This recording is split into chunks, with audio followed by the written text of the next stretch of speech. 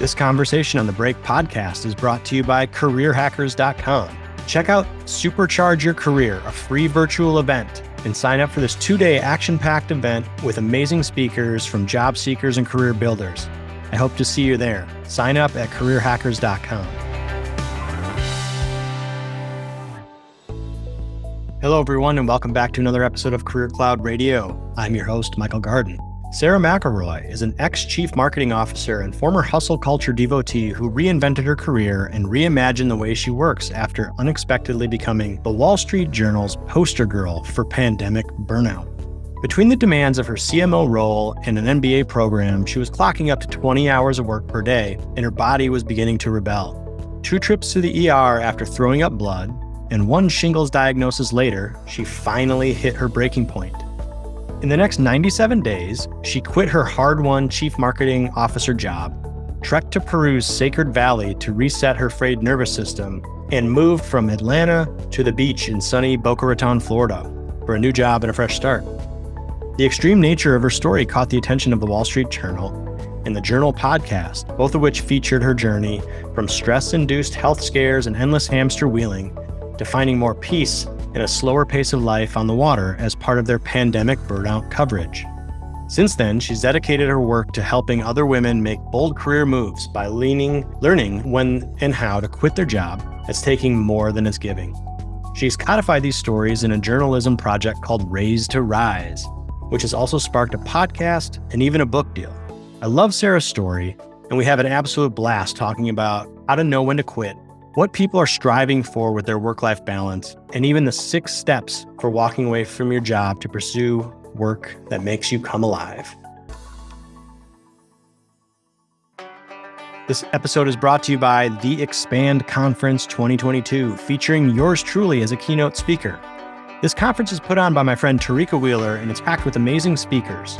The focus this year is leveraging the power of focus, and I will be specifically discussing how to use investing principles to break your career. It's November 18th, and you can sign up at theexpandconference.com. I hope to see you there. Sara, welcome to the show. I'm so happy to be talking to you. I love the ethos of your story, and I'm super happy to bring it to my audience. So thank you for being here. Thank you so much, Mike. Great to be here. We're going to have some fun. As I mentioned to you earlier, I've got probably too much to cover with you because I love the story. But I want to start with, I love this from your website. It says, I'm an ex-chief marketing officer and former hustle culture devotee who reinvented my career, reimagined the way I work after unexpectedly becoming the Wall Street Journal's poster girl for pandemic burnout.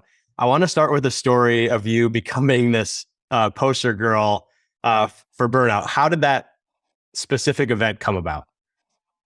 Well, I love that you're asking this question because today, 1 year ago today, is actually when I first heard from the Wall Street Journal. So the timing could not be better.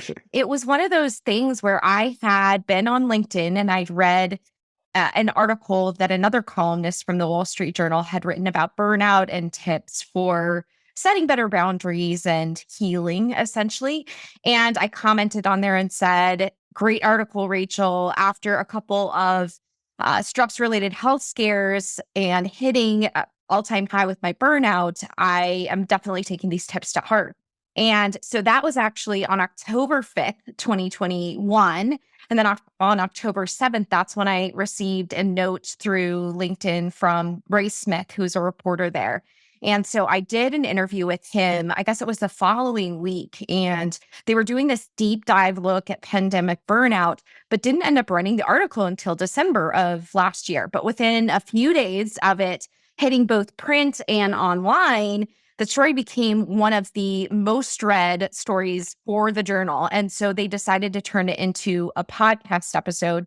And I ended up recording that for them, which ran in January of this year. So that was really me sharing my story of my great resignation, moving down to Florida, hitting the life reset button, all that good stuff. But yes, I'm kind of that quintessential poster girl for pandemic burnout. Well, it's a great story on kind of the, I guess, serendipity of being authentic in Yes. creating content or sharing and engaging online. And that's something we talk about a lot with people on this podcast in terms of building network and cultivating opportunity and creating a bigger luck surface area. And so it's just a great story. I love it. I So love that. I've not heard that term before. Lux surface area sounds good. Well, the thing too, now that you mention it, I had forgotten that I was sitting at a cafe. I was working remotely that day and I was sitting at a cafe and I was taking a break from my regular work. And when that email came through, I was actually typing up a LinkedIn post about my story to share because it was going to be my 6 months after getting shingles. And so, to your point, and sort of the serendipity of it all is like I had opened myself up to this idea of like, I'm going to share this stuff because I think it's really powerful and I want other people to know you're not alone and you can take that permission to rest and give that to yourself. And it's like I'm typing that up and the email comes through. But like luck surface area, I'm going to use that one. I like that. Definitely give credit to you, but that's awesome. oh, well, full disclosure, I didn't come up with that. There's a gentleman by the name of Sahil Bloom, investor and Twitter Cool. creator who I follow. He's a great guy and he's involved in a lot of different things. And he's kind of coined that term, but it's a great one. All right. So we got kind of the neat story, and I want to take our audience back to, really the beginning. So you mentioned you were, burnout, you had some health issues and all that kind of stuff. What's this journey that you've been on? Who were you kind of before you essentially broke your career and decided to go on a new path? What were you doing? Yes. Well, I was that quintessential corporate good girl. If you told me something that I needed to do, I would do it.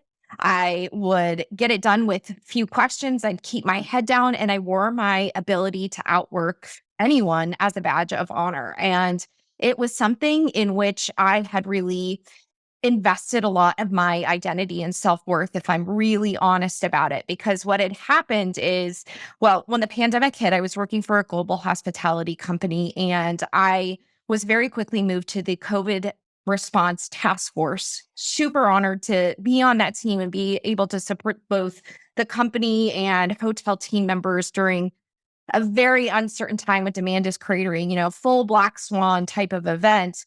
And what ultimately happened is that after I move on that team, they end up doing furloughs, and 80% of my teammates were furloughed too. So it was just me and my boss, and we're keeping, the wheels turning on a lot of projects, but it's that. And I'm also doing an executive MBA program at the time. So that's when my hours really started to stretch between the two of those. Now, that summer, I guess it would have been around July 2020, I landed a role as a chief marketing officer for a private equity-backed med spa concept that was scaling nationally. And I was thrilled because on paper, that's been the dream, hit the C-suite, reach the top. And I figured I know it's going to be hard, but I can do this. I guess I'm in my third semester of grad school, going into my fourth that fall. And I'm thinking I can just hold on. I just need to hold on for about 5 months. That's really when, though, I lost control. I lost control of my hamster wheeling. I was working up to 20 hours per day between both the CMO job and school. And I had a couple of episodes of throwing up blood during that time that certainly were concerning, but I'm just thinking again, I just have to hold on. Other people are losing their jobs into the pandemic. I'm so fortunate to have what I believe is a dream job. And I'm going to graduate with my MBA. Everything's going to be fine after that. But really, even in cutting back hours, I ultimately ended up getting shingles. And it was just pointing to me Sara, this is a full life reset that's needed here, because I'm sitting in the doctor's office when I'm told that I have shingles, and I am overjoyed when the doctor tells me my diagnosis. And it's because I'm finally getting that permission to rest and to stop. For 10 days straight, I'm going to be off of work. No one can say anything. And it's just this wave of relief that hits me. Now, at the same time, too, I have so much compassion and gratitude for that version of me, because it was enough of a switch that flipped after realizing, oh, like, okay, Sarah, this is probably not a normal response to being told you've got an illness that could, on the worst end of it, result in paralysis or blindness. Like, we're probably going to have to do something differently. And that's why I quit that job. I found a new job in Florida, moved down closer to the beach, figured a fresh start, a slower pace of life, all of that would be really super great. So I did all of those things. And once I got down here to Florida, I was really almost draconian with my work hours and my boundaries of like, this is what I'm going to do for work to show up and do a good job. But I'm going to prioritize myself, my well-being, my joy every single day. And I did all of those things. But it's like, my burnout is not completely healing and I cannot figure out why. And this is not even something I shared with the Wall Street Journal because I didn't put it together that this was what was going on. But I was dealing with a very misogynist culture and some sexually harassing comments that weren't properly investigated or addressed for months. And what it was is that I've got this nascently healing burnout wound, and I'm walking into this organization that I don't feel like is listening to me. I'm not sure what's going to happen every day and what else, might be said. It's like a paper cut, a daily paper cut on that wound. So I ultimately ended up leaving that job as well and became Great Resignation class of 2021 and 2022. So at that point, when you're at your second job, because it seemed like you had a couple stages in your realization of what you needed to do. One was different job, different environment. Yes. And the next phase seemed to be, I don't need a job. I need a revenue source and something that I can fully control. What was it? Yeah. And so you talked a little bit about the culture, but what was it about the realization that, maybe it was no job instead of a different job? Yeah. Well, great question. It's such an interesting thing to look back with the benefit of hindsight and see that evolution of that awakening. If I'm completely honest, it was sort of like some blinders came off when I got that shingles diagnosis, but it certainly wasn't all of them. And it's just been this like getting of layers and beliefs around what my career has to look like or what I have to do, who I have to be, letting go of all of that. And as that's happened, to your point, I've had these different iterations of what that realization looks like. And what I was saying this last night to my boyfriend that I started Raise to Rise thinking like, yes, this is more in the realm of career. I knew there were some other things that needed to change in my life, but like generally I like this idea of burning it down to build it all back up. I had no idea that it was going to be my entire life that I was looking at. But to your point, what really happened is that on the other side of the second resignation, so I did basically the antithesis of the good girl, the corporate good girl. I ended up quitting the job the day after I got a readout from HR. So they took months to do an investigation, even though one of the comments was overheard by HR in October. They didn't actually investigate until January. And I kept pushing for them to do something. And once they did the investigation, I provided 3,000 words of documentation detailing 4 months of missteps. And I see the woman who's conducting the investigation from HR, she puts an hour on my calendar to deliver me the readout.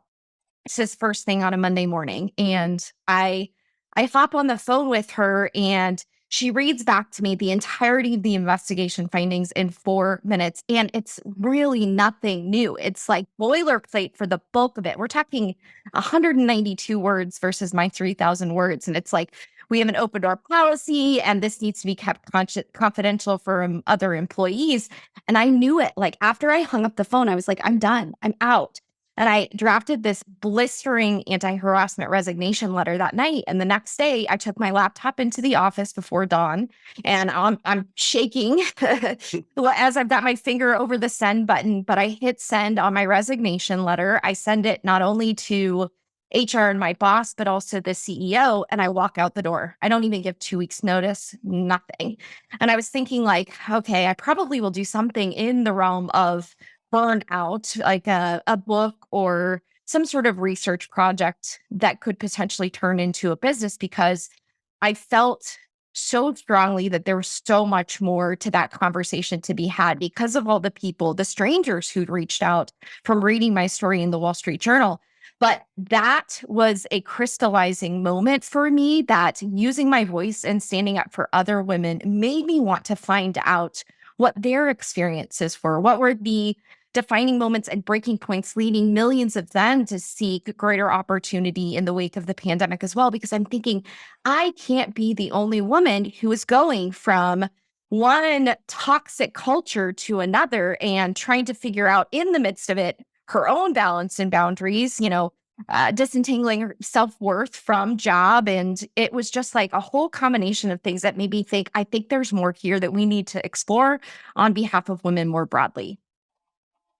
All right, cool. I mean, that's an amazing story, and a unique story. Maybe not a unique story. You can tell me, but in terms of how I do think there's something to this sort of progressive unfolding of these things, Yes, right? totally agree. It's never put your you put your finger right on the the problem, which is really interesting. Exactly.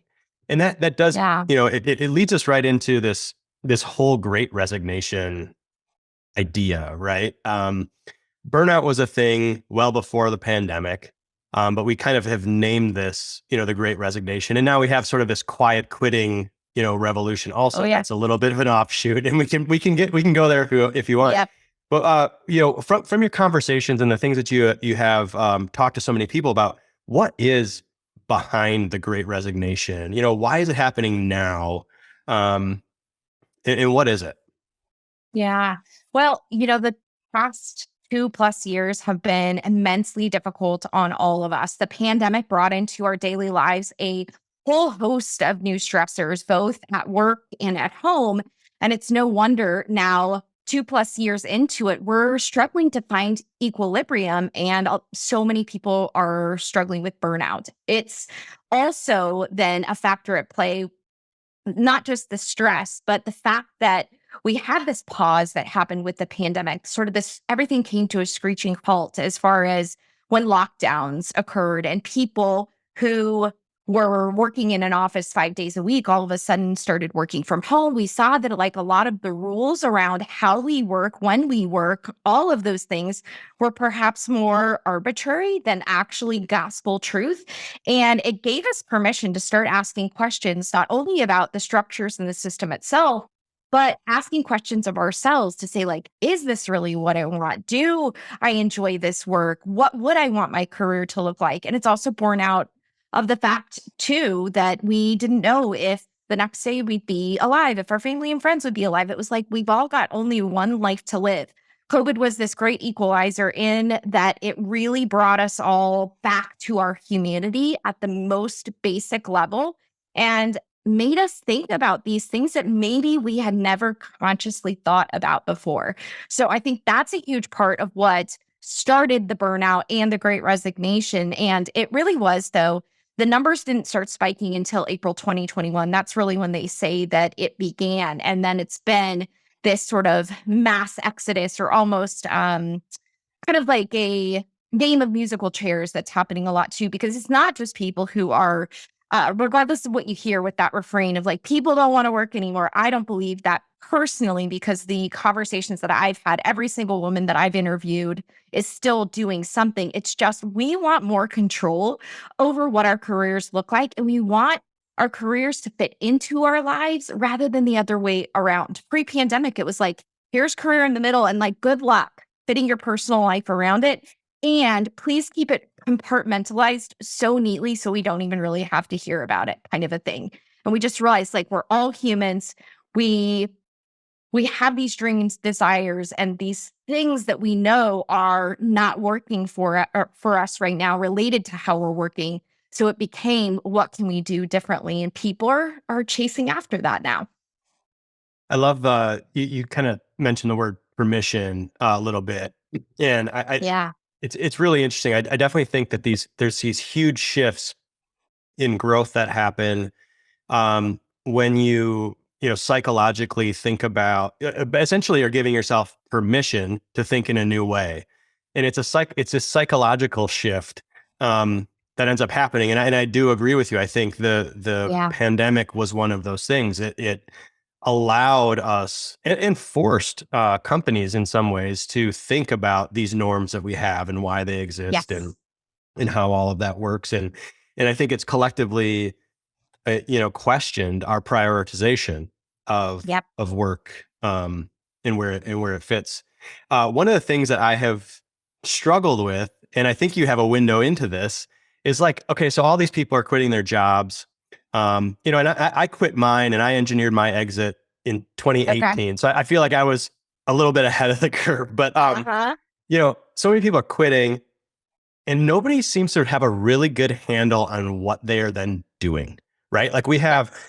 I mean, in my state, we had fast food worker, like we had restaurants that were just shut down because fast food workers weren't working. We've had, all of Wow. these stories about, oh, they're all trading crypto, all of these things. But what are people actually doing? Do you have some stories or some insights into that from your conversations? Sure. Well, I'll speak just to what I know from the stories I've collected in those data Yeah. points, but at least with the women that I've spoken with, I was just saying on another call yesterday, I have yet to interview a woman who just stopped working altogether. Even the couple women that I can think of who are now more staying at home with their children and doing more of the childcare and also homeschooling, things like that, they're still actually working. They're just doing their own thing business wise. So it's super fascinating to me that it's a pretty easy thing to be like, everybody's just not working these days. And I just don't think that's the case. I think we just all have a higher threshold for or tolerance level of what we will take at work and what we won't, because we're seeing that burnout is highest in like you said, in the hospitality industries. It's also highest in healthcare and for teachers. And these are like extremely stressful jobs. For the women that I've chatted with, I had one woman who was an engineer in a super stable job with a very nice salary and a pension, which is like, that's a unicorn kind of a thing.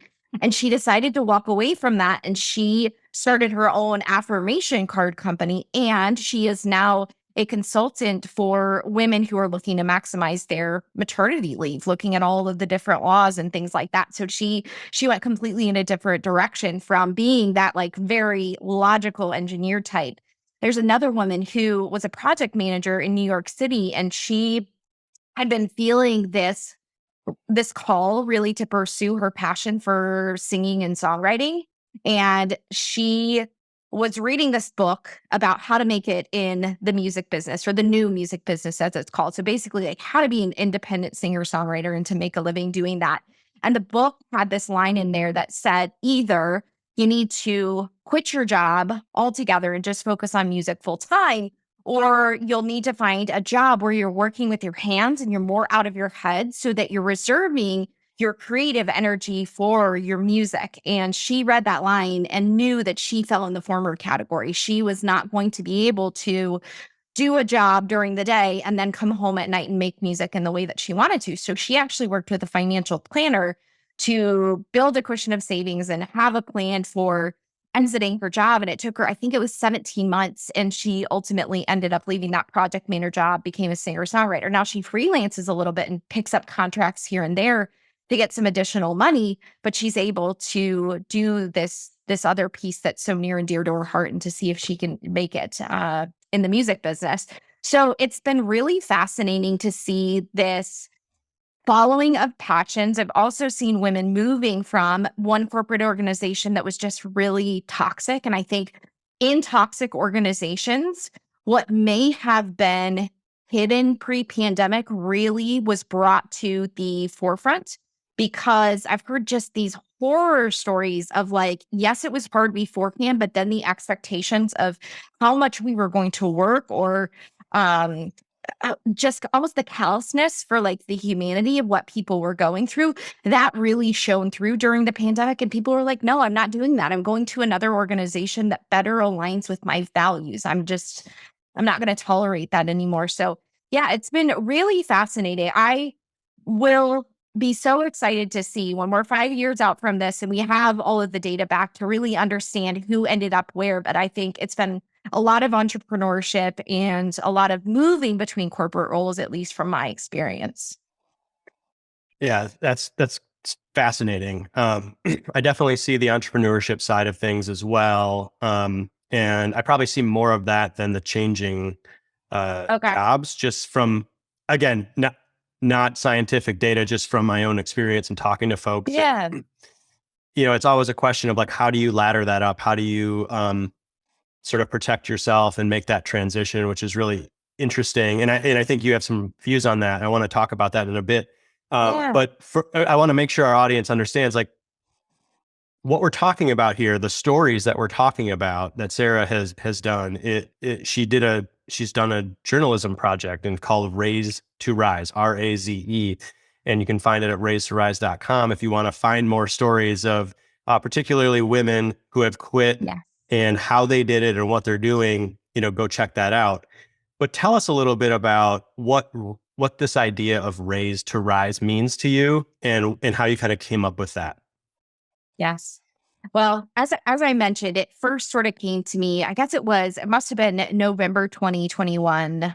I was already starting to work on Raise to Rise. I had no idea what it was going to be. It was just like this name came to me because that's what it felt like was happening in my own career at that time. But what it's really about now is being more conscious stewards of our careers and taking the time to pause, to survey the landscape in front of us, to look at what we've built and take a hard look and almost inventory of like what we have at hand in front of us. And is it making us happy? Is it what we want to do, not only now, but in the future? Are we fitting our careers into our lives in a way that's allowing for balance and really prioritizing what matters most? Again, it's like the values of the organization for which we're working. It's like doing this whole kind of full sweep and taking a very honest look at where we are to decide what do we need to let go of to be able to build from here. And so for me, it was like, I have built basically a life that is a house of cards, if I'm completely honest. That's what I felt like because I became a CMO by the age of 35, which of course I'm so proud of. That's that perfect on paper life that I've always wanted. I'm pursuing my MBA as well. I'm getting all of the fancy new titles and letters that I can put on my resume, but I get there and I'm in this organization that is incredibly toxic. And there's even like lying and backstabbing and manipulation between the executive team. And I am just so hollow. Now, even if the culture was great, I think I would have even been hollow because it's just like, I did all of this. I checked all the boxes. I was the good girl. I did everything anybody ever asked of me. Why am I not happy? And it can become a painful process to raise the mirror and say, what's going to have to change here? So the idea is that we raise, we burn down what needs to be burnt down so that we can rise and we can build back up anew. It's like a forest fire. Whereas a forest fire can certainly be extremely devastating in the damage it causes. But when you see on the other side of it, that there's this rich growth that comes up from the underbrush and like the forest regenerates itself. It's like it becomes almost an important part of like the cleansing and regrowth, the burning it down on the front end. So I think there's something really powerful that if we think about our lives as in our personal lives, at least we know that we grow and we change and evolve. And we're pretty good at appreciating that. But in our careers, we've been expected to kind of like pick this one linear path, or at least that's the old way of doing it, the one linear path. And you figure out what you're going to do for the next 40 years when you're still a teenager and your prefrontal cortex hasn't even fully developed. And you're just going to do that for the rest of your lives. But that's really an autopilot societal programming approach versus being really conscious about the decisions you're making, deciding what you need to get rid of to head in a direction that's going to bring you greater fulfillment moving forward. I love it. We're kindred spirits. Like I was telling you before, my newsletter is The Break, because it's like this idea that you have to break your Yes. beliefs, your habits, your thoughts, Yes. your work system, however it is, your past, to build something new. And yeah, I mean, I think about the prairies kind of by my house, in the parks. Like every year they do a controlled burn because of Yes, the growth, exactly. right? Because of the growth. So Yes. I love that picture that you're painting, for people, to do that controlled burn and to be in charge of it. It's fantastic. So what I want to get into Yeah. now is this idea of, like, how do you know when you should quit? What are the Yeah. signs? What are the things? And then the second part. So maybe tackle that first. But where I want to go next is, Okay. how do you how do you engineer a plan so that you're ready to take this on? Because it can be a daunting challenge to completely upend and change what you're doing. Completely. Absolutely. Well, first and foremost, I want to echo what you just said in that these kinds of moves are really scary. And we can see all of these people who are like, I quit my job and I have my six-figure business 6 months later and everything is so rosy and great. But it's like, it's not that way for the bulk of people. And they're also not painting the full picture of the story of like, it's really scary to do that. We are biologically wired to have fear to keep us safe. It's a survival mechanism. So I almost think too that like when people talk about these big moves without acknowledging overcoming of that very natural response to what we're doing and changing our state of stasis, that it's missing a piece of the picture. So first I want to start there. Well, so what came out of these conversations with women is that I was able to map essentially a 6-step process that we go through when we're walking away from a job. And you hit the nail on the head, Mike, in that the first stage is rumbling. That is that period of time in which we're starting to identify misalignment and fragmentation in our reality. We're questioning what we're doing. We're feeling disillusioned, maybe disengaged. We could feel trapped or maybe even like we've settled, but we're starting to feel like something is amiss here. Now, this is also the stage in which we can be experiencing symptoms that are physical, mental, emotional, and even social. So we're talking like definitely burnout, insomnia, and exhaustion, lack of interest in our favorite activities, or even spending time with family and friends. And if we're ignoring those symptoms for an extended period of time, especially if we're in a toxic situation, we will start to see that we are living in survival mode. So we want to be really attuned and thoughtful. Like if we're experiencing those kinds of things, like I was, for example, ignoring my burnout, ignoring throwing up blood was not the smartest choice. But now I know better. I didn't know better then. I know better now. But those really are, our bodies and our brains are so brilliantly attuned to the environment and what's happening around us. And they will shoot up flares to get our attention if we are not acknowledging that something is amiss. So we really want to be looking and listening for those signs. Rumble's a huge one. Yeah. My audience has heard me say this before, but I had a similar story in terms of, basically just not allowing myself to think any differently. I was in a job where I was like, I'm gonna Mm, die in this chair to succeed, and yeah. I had, all sorts of heart palpitations, and I would wake up in the middle of the night with just a pounding heart and not be able to go back to Yeah. sleep. And if I got back to sleep, I wasn't quite sure if I was going to wake up the next morning. Oh my Just, God. crazy stuff like that. But in your mind, you're like, well, I'm a go-getter. I work hard. Yeah. I do all of these things. I wasn't attuned. I wasn't, I Yeah. wasn't listening to my body at that point in time. And yeah, now, you know, now I've learned.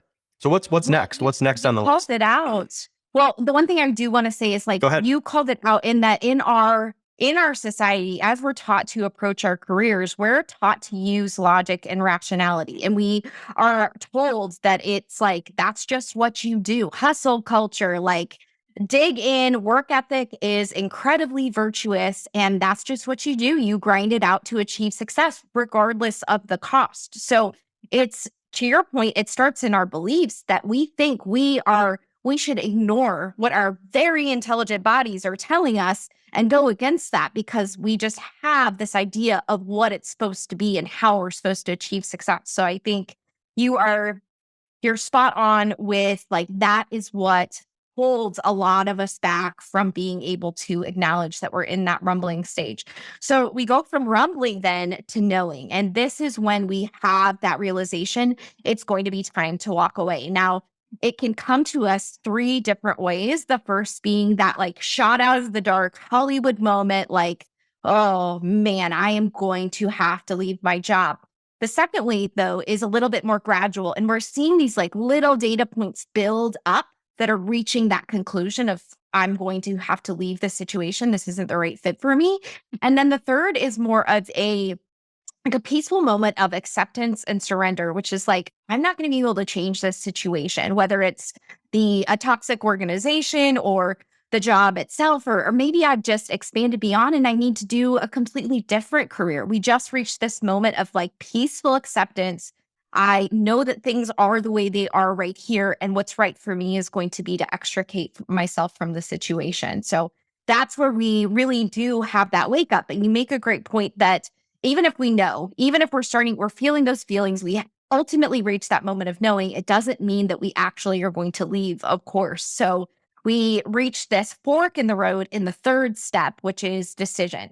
And that is really when we have to make that mental commitment of what we're going to do. Some people will decide to stay where they are. And that's really where it's like, it's caveat emptor, because buyer beware, if you stay when you've had rumbling symptoms and you already know you need to leave, you're likely to see those symptoms pick up to, again, get your attention more, to tell you like you need to get out of here.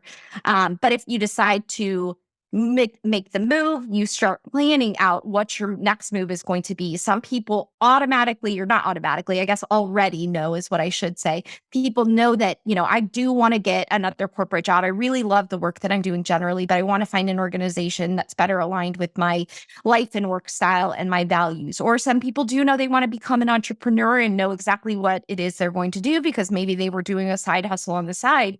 But for many people, this becomes a point in time of exploration and beginning to play and have fun and be creative with what the future can look like. It's like, to the same point of what you're talking about with beliefs, it's like shedding limiting beliefs about what we think is possible for us or what we think our career has to look like, and beginning to dream again, tap back into that place of ourselves that many of us find is deadened after years of the lather, rinse, repeat cycle that is the 5-day work week. So it can be really scary, but it could also be a really fun time to connect back with parts of you that were lost, to start thinking like, God, I really loved computers when I was a kid. Maybe there's something in that that I want to do rather than being an accountant, whatever that might look like. We give ourselves permission to play and explore. Yeah, I think that step's really interesting, and I want to expound on it a little bit, where it's not just what do I do that I like or enjoy full time. The question's really like, how do I engineer space in my life to feed that creativity and explore? Yes, That's totally agree. because I think that's where people sometimes get stuck. They're like, well, shit, I can't quit my job right now to do that. Or, I was a little girl and wanted to sing, but, how am I going to make a living at that? Right. Like there's these limiting questions that pop into people's heads. But just like the example you gave, the woman created a roadmap. She knew what she had to do. Exactly. So talk to us a little bit about it. You keep going with the steps, and I definitely want to get into how we can help people plan these exits a little bit more. Absolutely. Well, that's the next step after decision. So as you're making the decision and you either know exactly what you're going to do as far as your next move, or you're exploring what it is. But you can start during that space. If you're like, okay, I don't know exactly what this is going to look like, I don't have the roadmap yet, you can make sure that you're acknowledging that you're going to need to leave, because I think that's really important too. I know it sounds a little bit silly to some people who might be listening, but it's like, telling yourself, I know this isn't right. I'm going to get out of here. Because if our bodies think we're ignoring them, then we will see, like, again, symptoms continuing to crop up, even if we need that time and that space to explore. So it's like soothing your nervous system almost to like let yourself know, I'm going to figure out what this is going to be. And it's just going to take me a little bit of time. But yes, you're starting to take baby steps. You're exploring with maybe a class or volunteering. You're finding somebody who's in a role that you're interested in and talking to them to see if it might be a good fit for you. Because then your next stage in the process is that action piece of things where you are taking definitive steps in the direction of the new dream that you want to go in.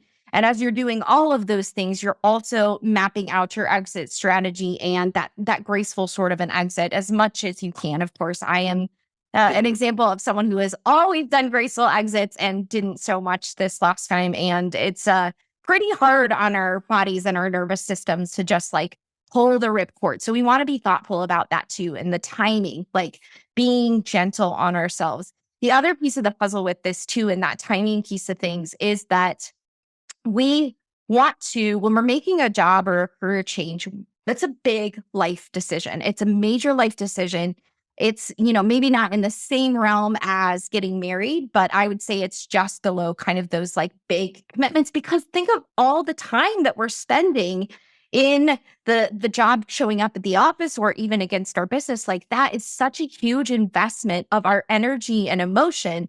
It's really important that if we're going to shake the snow globe over here in our careers and like the snow is going to be all over the place, as much as we can, we want to be stable in other parts of our lives. So that could be our relationships, our self-care, our health, even our basic sort of finances, and just knowing, kind of like the woman I told you about, map out that budget and that plan so that she could make that leap. Because that's exactly, you're really hitting the nail on the head with that, in that it becomes like, make the plan, take baby steps in the direction of the plan, and essentially your brain is getting on board with the changes you're making, and you're seeing it's kind of like a rubber band that stretches. You're stretching the rubber band. You don't want to stretch it too far, too fast so that it just completely breaks, but you stretch it a little bit so then it can, the back half of it essentially can catch up, and you're integrating this new identity, this new direction that you're heading in. It's not like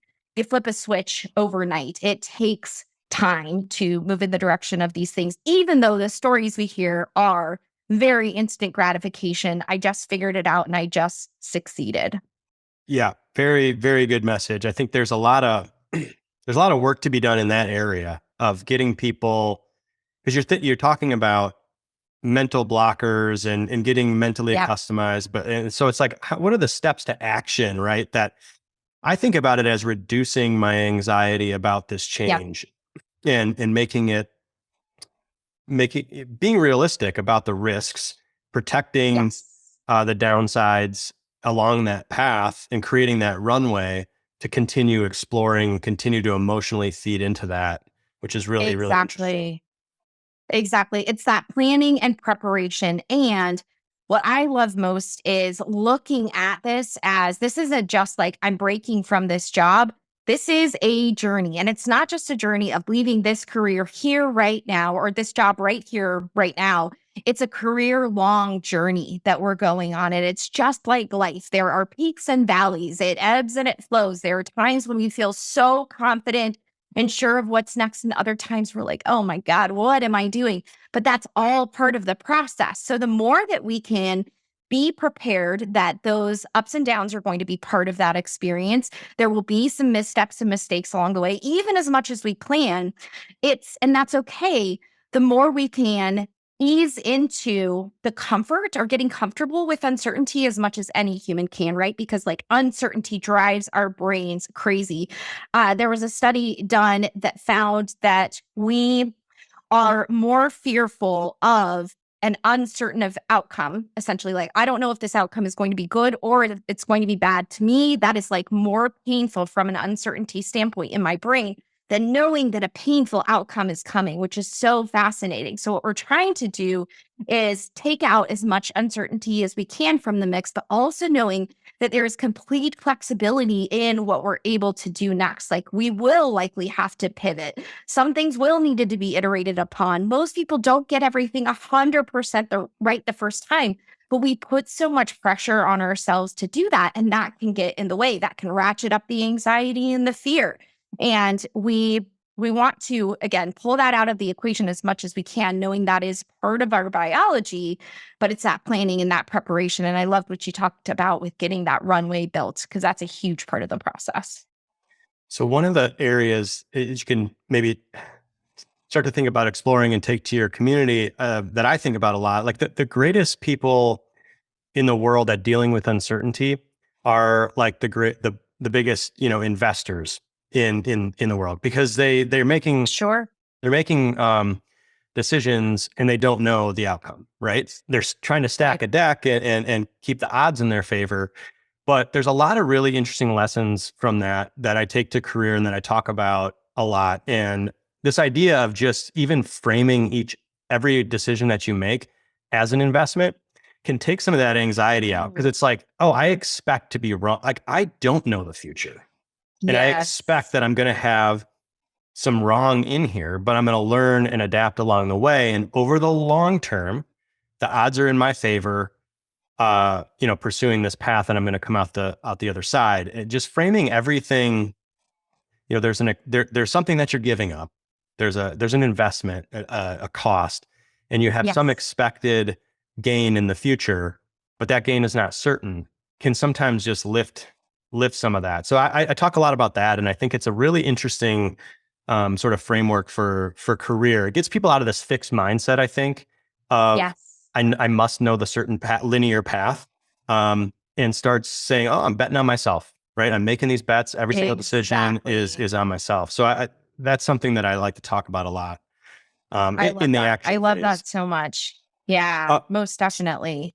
So did we get to all 6 steps, or are we missing one here? So we've got the fifth one is After Effects, and the sixth is actually assimilation. And it ties in perfectly with what you were just saying, Mike, in that the After Effects are unpredictable. It's not possible for us to possibly consider or figure out exactly what's going to happen on the other side. It can be good, bad, and ugly. Things can turn out exactly as we expected, but sometimes things don't. And that is more than okay. It's like, we think that we're going to quit. And a lot of it was fueled by social media from the Great Resignation of like, I walked out and there's all this euphoria and we want that sense of euphoria too. But it's not going to always be rosy on the other side. And again, knowing that that is going to be part of it, you'll have to make some pivots and changes along the way. It's really important that we're aware of that in that After Effects stage. And then as we sort of see the dust settle after Effects, and we put some time in between the decision and everything that has taken place since then, in assimilation, that's like that project retrospective or post-mortem of sorts that many corporations do after a big project is delivered. We are looking back about and assessing what went well, what didn't go so well, what we might want to try differently in the future. But we're really integrating all of those learnings and the experience in totality, again, good, bad, and ugly, so that we know on the other side, regardless of what that outcome was in that moment, we're stronger. We know more of what we want. We're more resilient and adaptable. We flexed our risk-taking muscle, and we will be more confident doing that in the future. That was something many women spoke of. And I certainly know that was true for me, that like the more we flex that muscle of risk-taking, and I love what you said, betting on ourselves, and we are collecting data points of like these things, even if they don't work out exactly as I expected, they're generally feeling good and they're getting me closer to where I want to be and what I want. That is really what we're wanting to see in that assimilation stage. So we're not just knee-jerk reaction, pulling the plug, and then unconsciously like sleepwalking our way through the next jobs that we're going to take. We're becoming these conscious architects of our careers, that we're taking everything we've done previously, all of the learnings from when we make a move, and embodying that moving forward so that we can really move closer to career fulfillment over the duration of our careers. That assimilation, reflection piece is so Yes. underrated. So underrated because Yes. what I've learned in my career is I'm not good at valuing the process, right? I'm very outcome driven, and I've worked Yeah. a lot on trying to um the steps along the way, right? The milestones, celebrate that, and Yes. get fulfillment out of that, because that's the stuff that I can control. I can't control the outcome piece. Yes. So I'm very bad at it, but I'm trying to incorporate that more, because what it does is it gives you a real raw kind of feedback of what Yes. where you were and what you actually learned. You actually, because I think a lot of times people are like, they downplay their progress, right? Oh, that was Totally. lucky, or I'm not really accomplishing what I wanted to accomplish, or whatever. But you can look back in that retrospective and be like, well, no, honestly, where were you 6 months ago or Yeah. 12 months ago, right? And where are you now? It might not be perfect. You're on a journey. You're at a point in time. So I think that is Exactly. such a powerful step that I think a lot of people just kind of gloss over, I guess. I totally agree. And we're a very outcomes oriented society. So it's no wonder that the bulk of us focus on that. That's what we were taught. Like, what do you have to show for this bet on yourself or this decision you made? And it's like, it's when you think about that whole sort of the demonizing of quitting, like in our society too, like quitting is demonized in the moment. But if somebody is on the other side of it and is a grand success, then we laud them as a trailblazer. It's like, it's very much this mindset that we have in our society that it's not just sort of like doing what's right for you. And in the process, it's like we want that outcome, that rich outcome. But that very tangible, visible outcome is not as indicative of the progress we're making as the internal shifts. Like that is at the core of being human, getting up, growing a little, evolving a little, trying new things every single day, and just like getting up, showing up. Like that is what it's all about. And that is what will ultimately lead us to career fulfillment rather than just being like, it has to be this outcome or it's a bust. Because when we open ourselves up to more of this possibility and limitless possibilities, I guess you could say, that's when magic can kind of happen. Like things that we never saw coming could come our way. New doors could open. Because if we also are fixated on the outcome, we'll close our minds off to what it could possibly look like. And we could miss really amazing opportunities that might show up if we're so fixated on it has to be this one thing. So I love that so much. You're in the process. You've got your eyes wide open to watch for like what it could possibly be, because it can be better than you ever imagined. Right. We tend to think of uncertainty only working one way, but uncertainty works both. Yeah. It works two ways, or in investing terms, just volatility is the word we use. We always think about risk as the downside, but the volatility to the upside is all of those serendipitous things that you don't know that are gonna hit or help you along the way, and you have to be able to open yourself up to that type of possibility.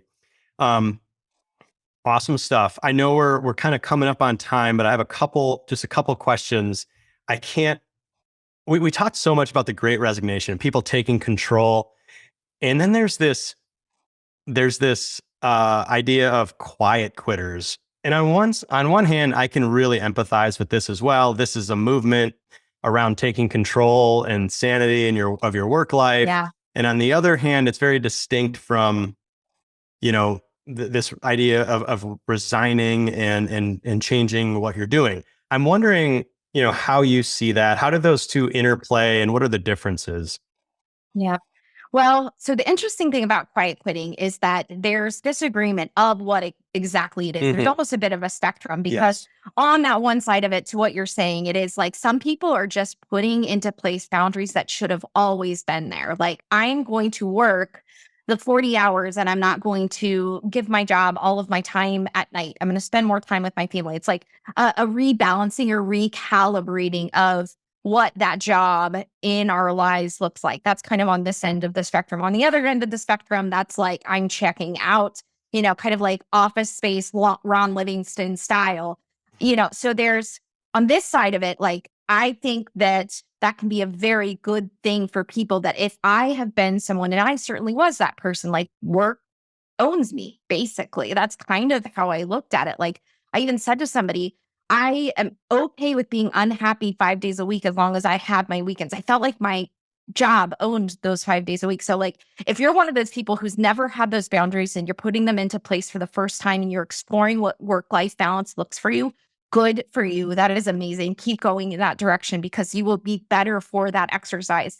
But on the other side of just sort of checking out, like, we have one life to live, one chance, and your body is telling you, your brain is telling you, if you're wanting to check out, like, you're not in the right place. Or could be you have something to address in that situation at work. But I think, honestly, if you're getting to that point of disengagement, you're meant to be somewhere else.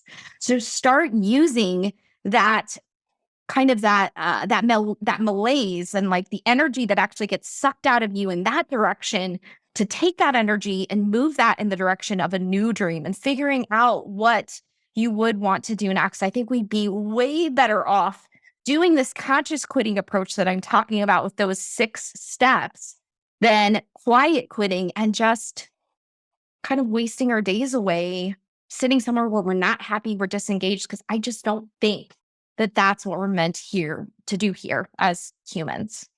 Yeah, I think you make a great distinction between the kind of two camps, and Yeah.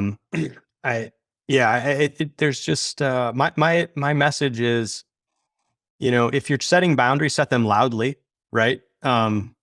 Because then you're not quiet quitting. Yep. You're just saying, I'm part of this organization. I want to do the best I can, but I need these things. Like, these aren't working Yep. for me. Absolutely. And you're trying to change the culture from within. I think that is a noble thing. But yeah, there's this camp that it feels like are people who should be part of the Great Resignation and are unable to overcome that inertia, that linear path, Yes. right? Because it's a hard thing to think about. It really is. Taking ownership and control. That's difficult. And we have so much stuff going on, kids and family and all this stuff, that sometimes you just want to shut your brain off, and you're like, all right, maybe the path of least resistance is for me to just sit here and suffer and, do an okay job to not lose my job. So I do feel for those people.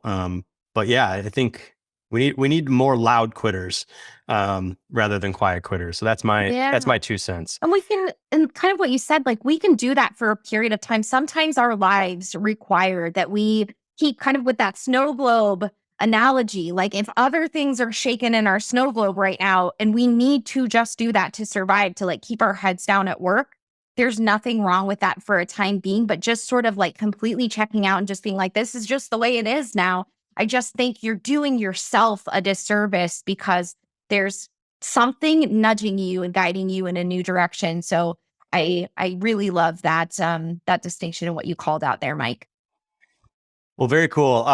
This has been amazing. I am really excited to continue to follow your story, and I hope we have a chance to talk again at some point. Is there any parting message that you'd like to leave, anything I missed as a terrible host and I didn't ask you about, that you would want to say to our audience? I'll give you the floor. All right. Well, you've been a wonderful host. So thank you so much, Mike. And I really enjoy being able to bring this message. I've been working mostly with women, but these concepts apply to women, men, all genders, however you identify. There's such important conversations, and I'm so glad you're bringing this discourse to the forefront here. The last piece of parting advice I have is to trust yourself. I believe that because we've been taught this one way of approaching our careers, and to your point, it's like ingrained in our American DNA to, like, lift yourself up by the bootstraps and work hard and hustle culture and all of those things.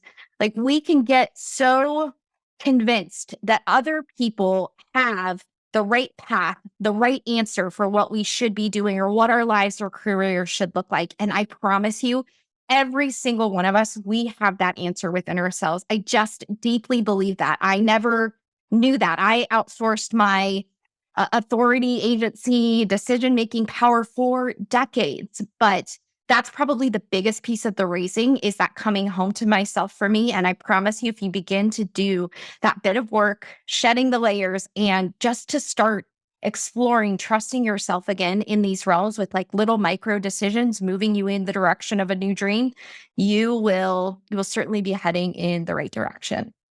I love that. It's trust your gut on your direction Yep, and then use your brain to build the ladder to get there. I love that message. I exactly. think it's great. Exactly. All right. Where can our audience learn more about you, find you, follow you, engage with you if they want to learn more about the journey you're on and what you're doing and building? Yes. My website for the project is raisedtorise.com. My website for just following my story and a book that I'm working on is sarahjmcelroy.com. And I'm on LinkedIn and Instagram as Sara J. McElroy on both of those. And would love to hear from anyone, women and men alike. I love too that it's been one of these things in the last couple of weeks where I've been speaking mostly with women, but I'm having men coming into the fold like, hey, this is really relevant to us as well. Like, let's have these conversations too. So anyone, I welcome anyone reaching out. Excellent. We'll make sure we have links to all of those in the show notes so everybody can get that information as easily as possible. Sara, thanks so much for being here and sharing your story. And like I said, I really look forward to continuing to watch your progress, and hopefully we're able to talk again in the future. Definitely. Thank you, Mike. All right. Take care.